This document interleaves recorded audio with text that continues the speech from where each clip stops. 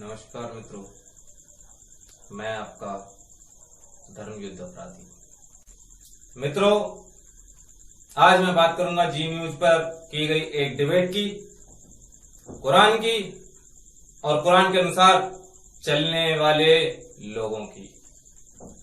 और 31/7/1986 को high court के एक फैसले की, जिसके जजमेंट में कहा गया कि उक्त आयतें बहुत हानिकारक हैं और घृणा की शिक्षा देती हैं। पिटीशन थी कैलकाटा पिटीशन, जजमेंट 31/7/1986 को आया था। तो मामला कुछ यूं है कि 21/8/2020 को जी न्यूज पर एक डिबेट चल रही थी फतवा छाप मौलानाओं के खिलाफ। फतवे सुनाएंगे, भारत में शरिया लाएंगे, फतवों से आजादी कब, ये उसका विषय था। डिबेट में सत्य सनातन संस्था के आचार्य अंकुर आर्य जी ने जब धर्मान्धता, आतंकवाद, कट्टरवाद और भारत को इस्लामिक मुल्क बनाने का सपना देखने वाले जिहादियों की जब जड़ें खोदना शुरू की, तो सभी मजहबी लोग एक होकर के उनका विरोध करने लगे। पैनल में शामिल बीजेपी की प्रवक्ता शहनवाज हुसैन जी ने तो यहां तक कहा कि अगर कुरान के खिलाफ मुझसे कुछ कहलवाना चाहते हैं तो मैं ये डिबेट छोड़कर चला जाऊंगा। क्यों माननीय जी, आपकी इस बात को धर्मांधता या कट्टरवाद क्यों ना कहा जाए? फतवे क्या संवैधानिक प्रक्रिया का ही हिस्सा है? जहां तक मैं समझता हूं, फतवे कुरान को ही संदर्भित करके दिए जाते हैं। फिर कुरान पर बात क्यों नहीं? आज आपसे कोई अगर कुरान पर एक भी सवाल पूछ लेता है तो आपकी स्थिति ठीक इस प्रकार से हो जाती है। उधर कहाँ जा रहा भाई? टोक दिया, लेली पड़ी लकड़ी, तुम्हें छेड़ने जरूर। अब हम जा ही ना रे, ले अब हम जा ही ना रे, ले हम जा ही ना रे, ले। कमलेश तिवारी जी की हत्या या बेंगलोर के दंगे क्या संवैधानिक प्रक्रिया के तहत किए गए? नहीं ना, बल्कि ये दंगे और हत्याएं कुरान और रसूल की सच्चाइयां उजागर करने के कारण हुई हैं। आज पूरी दुनिया इस्लामिक आतंकवाद से त्रस्त है और तारिक फतेह जैसे लोग अथवा लगभग सभी इस्लामी मजहबी लोग जो ये कहते हैं कि कुछ लोग कुरान की आयतों का गलत मतलब निकालते हैं और आतंकवाद फैलाते हैं, तो मैं पूछना चाहता हूं कि तारिक फतेह जी, आपके खून के प्यासे किस मजहब के लोग हैं? वो किस मजहब से ताल्लुक रखते हैं जो आपके खून के प्यासे हैं? पूरी दुनिया में नाराए तकबीर डैश डैश डैश बोल करके कत्लो गारत की जा रही है, और आप कह रहे हैं कुछ लोग। आखिर उन लोगों का मकसद क्या है? हर बार आप डॉक्टर एपीजे अब्दुल कलाम या वीर अब्दुल हमीद का ही नाम क्यों लेते हैं? 10 नाम भी क्यों नहीं गिनवा पाते हैं आप? जिस तरह महात्मा गांधी जी का जीवन चरित्र संदेह के घेरे से दूर नहीं है, ठीक उसी प्रकार एपीजे अब्दुल कलाम जी का जीवन चरित्र भी संदेह के घेरे से दूर नहीं है।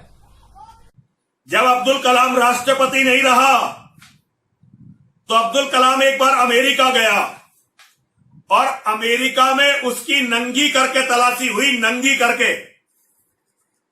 करके उसकी तलाशी हुई। भारत में उस समय यूपीए की सरकार थी। मनमोहन सिंह को, सोनिया गांधी को एक मुसलमान का अपमान बहुत बुरा लगा और उन्होंने आधिकारिक रूप से अमेरिका की सरकार को इसकी आपत्ति दर्ज करवाई, इसकी आपत्ति कि भाई ये हमारा पूर्व राष्ट्रपति है, भारत रत्न है, वैज्ञानिक है, आप इसका अपमान नहीं कर सकते। बहुत जल्दी अमेरिका की सरकार ने 124 फाइलें भारत के विदेश मंत्रालय के सामने रखी उन्होंने कहा तुम्हारे लिए ये व्यक्ति कुछ भी हो, लेकिन हमारी फाइलों में ये आतंकवादी पाकिस्तान का सरपरस्त और पाकिस्तान के एटम बम का फादर है। हाँ, ये एक अलग बात है कि वीर अब्दुल हमीद, जिनको इस समय जो भी सम्मान दिया जाता है, वे उसके सच्चे हकदार थे और उनको वो सम्मान दिया जाना ही चाहिए। मैं 140 से ज्यादा इस्लामी संगठनों की लिस्ट दे सकता हूं, जिनका केवल एक ही मकसद है, सारे विश्व के लोगों को मुसलमान बनाना और सारे विश्व में कुरान के अनुसार शरिया को लागू करना। जाकिर मूसा, जो हिजबुल मुजाहिदीन का कमांडर था, उसका कहना था कि यह इस्लाम और काफिरों के बीच युद्ध है और हम केवल भारत ही नहीं बल्कि पूरे विश्व में शरिया की स्थापना करेंगे, यह कहना था उसका। एक मुस्लिम आतंकी ओसामा बिन लादेन था, जिसने मई 1998 में कहा था कि मैं अल्लाह के सेवकों में से एक हूं, हम अल्लाह के मजहब के खातिर लड़ने का अपना कर्तव्य करते हैं, हमारा प्राथमिक मिशन इस मजहब को आगे बढ़ाने का और इसके अलावा कुछ नहीं है। इतने बड़े बड़े संगठन जो महाशक्ति अमेरिका तक के सर में सरदर्द कर देते हैं, उसके सरदर्द को बढ़ा देते हैं। आप कह रहे हैं चंद लोग हैं। आज ओवैसी तक कहता है कि सर हम जब तक भारत में रहेंगे, सुबह क़यामत तक रहेंगे, अपने दीन पर रहेंगे, कुरान और सुन्नत पर रहेंगे। कैसे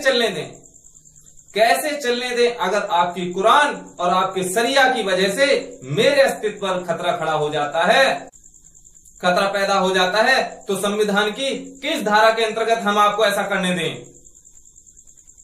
आप कहते हैं कि कुछ लोग कुरान की आयतों का गलत मतलब निकाल लेते हैं और आतंकवाद फैलाते हैं।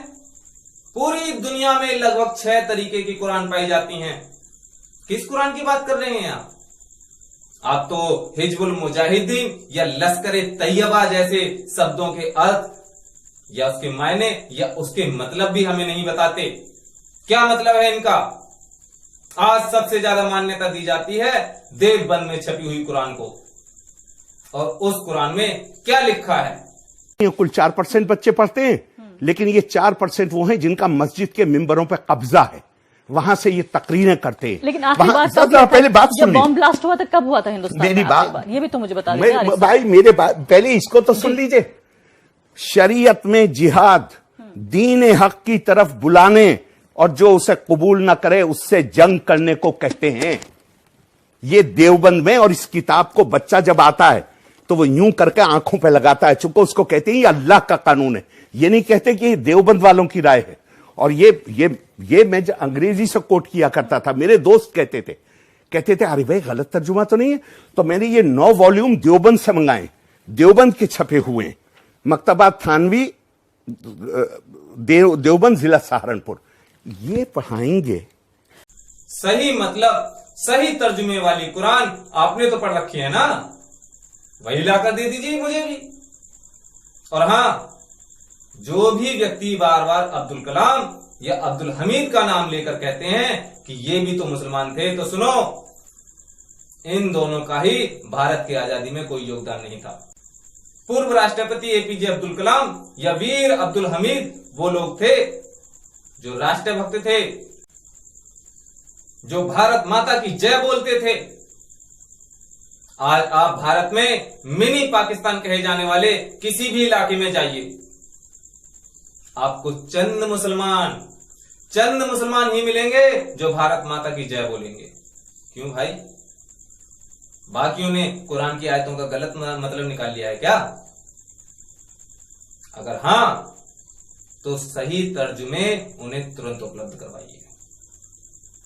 अगर नहीं, तो उन मिनी पाकिस्तान के जिस भी इलाके से जितना भी अवैध आईईडी बरामद हो, उस आईईडी का उसी इलाके में राष्ट्रहित में प्रयोग कीजिए। आप समझ रहे हैं ना कि मैं क्या कहना चाह रहा हूं। मैं ये नहीं कहता कि जो भारत माता की जय ना बोले वो राष्ट्रभक्त नहीं है। हो सकता है कि वो राष्ट्रभक्त हो, लेकिन जो लोग अवैध आईईडी इकट्ठा करे वो 100% राष्ट्रभक्त नहीं हो सकते। हर उस किताब को चर्चा का विषय बनाइए और बदल डालिए हर उस किताब की लिखावट को, जिससे राष्ट्र की एकता और अखंडता पर खतरा हो। जागो हिंदुओं, जागो। मेरे हिंदुओं,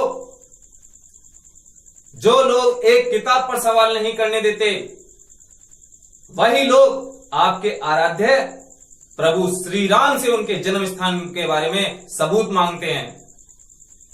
और हद तो यह है कि आपके आराध्य प्रभु श्री राम को खुद अपना केस दशकों तक लड़ना पड़ता है। अब भी समय है, जागो और मेरे साथ दोनों हाथों को उठाकर उद्घोषित करो, हर हर महादेव, हर हर महादेव।